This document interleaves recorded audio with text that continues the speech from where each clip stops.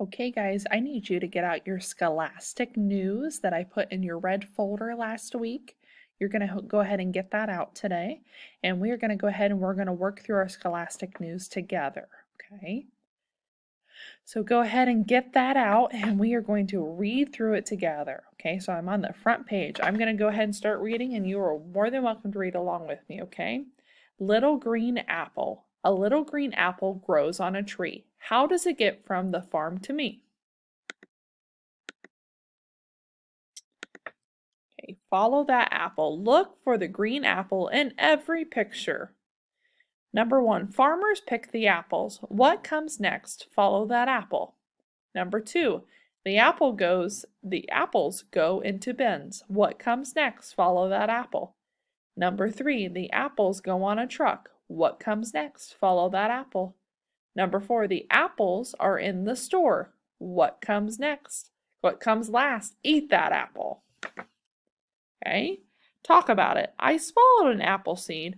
Can an apple tree grow in your belly if you accidentally swallow a seed? What do you think? It says, hint, a seed needs soil, water, and sunlight to grow. So probably not, right? All right.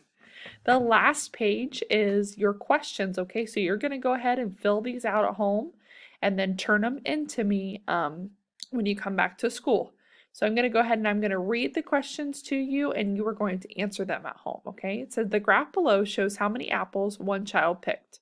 Click on the correct answer for each option. For each question, apples picked. Green apples, it looks like there's 1, 2, 3, 4 green apples. And then I will have you count the red apples and you can count the yellow apples. Okay, so it says how many green apples did the child pick? 3, 4, or 5? How many yellow apples did the child pick? 3, 4, or 5? And then number 3, the child picked more blank than green apples.